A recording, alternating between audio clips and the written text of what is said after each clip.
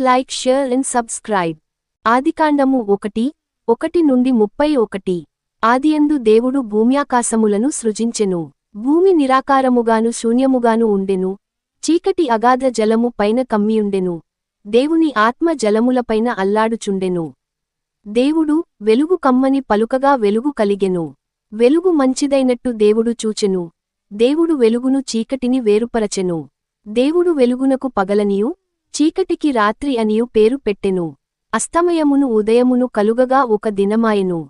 మరియు దేవుడు, జలముల మధ్య నొక విశాలము కలిగి ఆ జలములను ఈ జలములను వేరుపరచును గాకని పలికెను. దేవుడు ఆ విశాలము చేసి విశాలము క్రింది జలములను విశాలము మీది జలములను వేరుపరపగా ఆప్రకారమాయెను. దేవుడు ఆ విశాలమునకు ఆకాశమని పేరు పెట్టెను. అస్తమయమును ఉదయమును కలుగగా రెండవ దినమాయెను. దేవుడు, ఆకాశము క్రిందనున్న జలము లొకచోటనే కూర్చబడి ఆరిన నేల కనబడును గాకని పలుకగా ఆప్రకారమాయెను.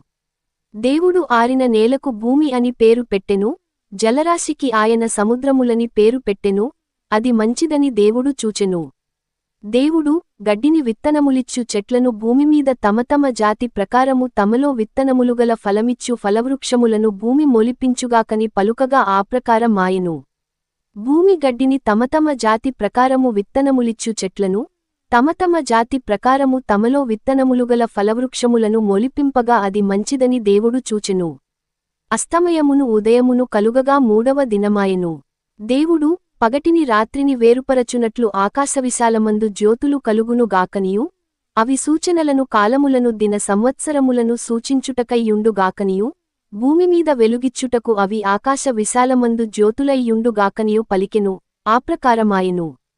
దేవుడు ఆ రెండు గొప్ప జ్యోతులను, అనగా పగటిని ఏలుటకు పెద్ద జ్యోతిని రాత్రిని ఏలుటకు చిన్న జ్యోతిని నక్షత్రములను చేసెను.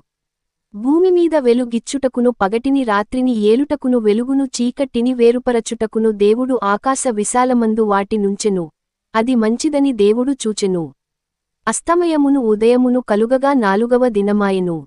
దేవుడు, జీవము కలిగి చలించువాటిని జలములు సమ్రు అద్దిగా పుట్టించును గాకనియు, పక్షులు భూమిపైని ఆకాశ విశాలములో ఎగురును గాకనియు పలికెను. దేవుడు జలములలో వాటి వాటి జాతి ప్రకారము జలములు సమ్రు అద్దిగా పుట్టించిన మహామత్స్యములను, జీవము కలిగి చలించు వాటినన్నిటినీ, దాని దాని జాతి ప్రకారము రెక్కలుగల ప్రతి పక్షిని సృజించెను. అది మంచిదని దేవుడు చూచెను. దేవుడు, మీరు ఫలించి అభివృద్ధి పొంది సముద్ర జలములలో నిండియుండుడనియు, పక్షులు భూమిమీద విస్తరించును గాకనియు వాటిని ఆశీర్వదించెను. అస్తమయమును ఉదయమును కలుగగా ఐదవ దినమాయెను. దేవుడు, వాటి వాటి జాతి ప్రకారము జీవముగల వాటిని, అనగా వాటి వాటి జాతి ప్రకారము పశువులను పురుగులను అడవి జంతువులను భూమి పుట్టించుగాకని పలికెను. ఆప్రకారమాయెను. దేవుడు ఆయా జాతుల ప్రకారము అడవి జంతువులను, ఆయా జాతుల ప్రకారము పశువులను, ఆయా జాతుల ప్రకారము నేలను ప్రాకు ప్రతి పురుగును చేసెను.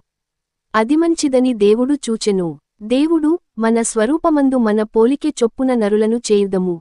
వారు సముద్రపు చేపలను ఆకాశపక్షులను పశువులను సమస్త భూమిని భూమిమీద ప్రాకు ప్రతి జంతువును ఏలుదురుగాకనియు పలికెను. దేవుడు తన స్వరూపమందు నరుని సృజించెను. దేవుని స్వరూపమందు వాని సృజించెను. స్త్రీనిగాను పురుషునిగాను వారిని సృజించెను. దేవుడు వారిని ఆశీర్వదించెను. ఎట్లనగా, మీరు ఫలించి అభివృద్ధి పొంది విస్తరించి భూమిని నిండించి దానిని లోపరచుకొనుడి. సముద్రపు చేపలను ఆకాశపక్షులను భూమిమీద ప్రాకు ప్రతి జీవిని ఏలుడని దేవుడు వారితో చెప్పెను. దేవుడు, ఇదిగో భూమిమీదనున్న విత్తనములిచ్చు ప్రతి చెట్టును విత్తనములిచ్చు వృక్షఫలముగల ప్రతి వృక్షమును మీకిచ్చియున్నాను. అవి మీకాహారమగును. భూమిమీదనుండు జంతువులన్నిటికిని ఆకాశపక్షులన్నిటికిని భూమిమీద ప్రాకు సమస్త జీవులకును పచ్చని చెట్లన్నీయు ఆహారమగునని పలికెను. ఆప్రకారమాయెను. దేవుడు తాను చేసినది యావత్తును చూచినప్పుడు అది చాలా మంచిదిగా నుండెను. అస్తమయమును ఉదయమును కలుగగా ఆరవ దినమాయెను.